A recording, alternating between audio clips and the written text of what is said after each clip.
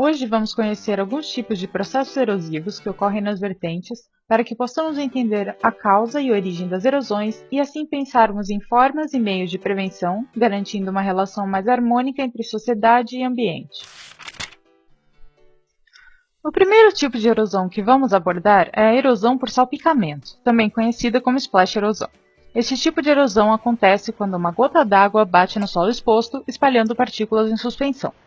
Como forma de conter esse processo erosivo, a cobertura vegetal auxilia reduzindo a energia de impacto da gota da chuva, amortecendo a sua queda e reduzindo os potenciais erosivos da erosão por salpicamento. O processo erosivo é chamado de escoamento superficial, mas também pode ser conhecido por erosão laminar. Tal processo erosivo ocorre pelo escoamento de água pluviométrica e depende essencialmente de dois fatores, a compactação e a saturação de água na superfície do solo. Sua dinâmica está atrelada ao fluxo laminar de água na superfície, a modo que o solo seja removido e deslocado às partes mais baixas da vertente. A presença da cobertura vegetal na vertente auxilia na prevenção dos dois fatores de causa do processo erosivo, pois as raízes dos vegetais garantem uma melhor estabilidade física e a drenagem do solo.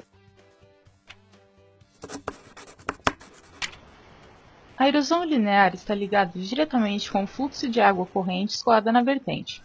Seu desenvolvimento é progressivo, pois a intensidade de água que escoa dá origem a diversas feições na vertente, como por exemplo, os sulcos, que são pequenas incisões por onde a água escoa, atingindo até 50 cm de profundidade.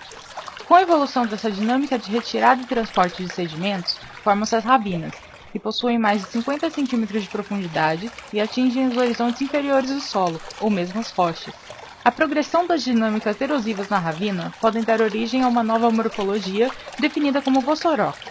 A vossoroca apresenta grandes profundidades com paredes irregulares e conforme a dinâmica erosiva se acentua, a profundidade pode atingir o nível freático, levando ao afloramento do mesmo. A causa desses processos erosivos está diretamente vinculada ao mau uso do solo e à retirada da cobertura vegetal da vertente. Entretanto, podem apresentar origem natural.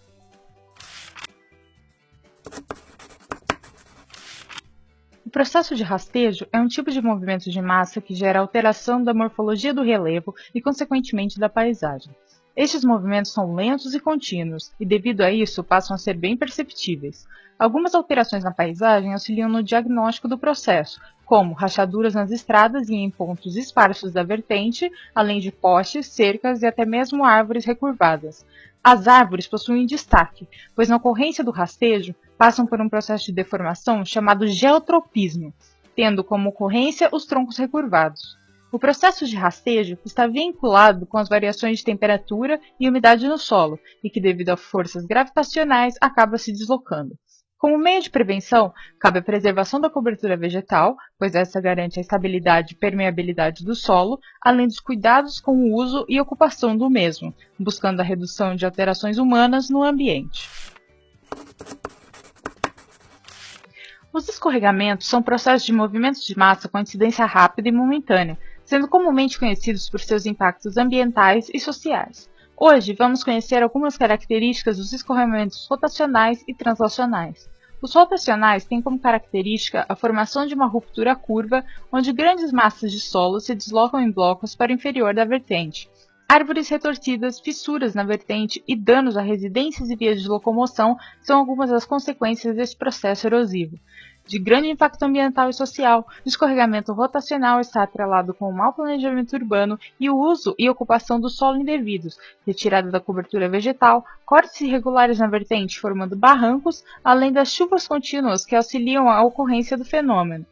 Já o escorregamento translacional apresenta uma ruptura plana e de baixa profundidade, variando entre 50 cm a 5 metros. Todo esse material se desloca em grande velocidade pela vertente em um curto período de tempo. Geralmente é atrelado a uma chuva contínua e, quando associado a uma forte intervenção da sociedade no meio natural, acarretam em danos impactantes.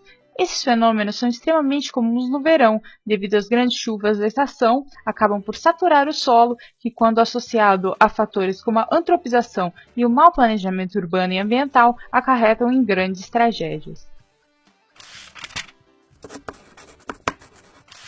Nós conhecemos hoje 5 tipos de processos erosivos e podemos perceber suas origens e como funcionam suas dinâmicas.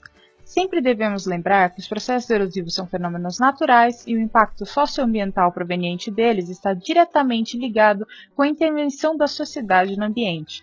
Logo, temos que buscar compreender como esses processos erosivos funcionam e como podemos prevenir tanto os impactos sociais e os naturais, buscando assim a harmonia entre sociedade e ambiente.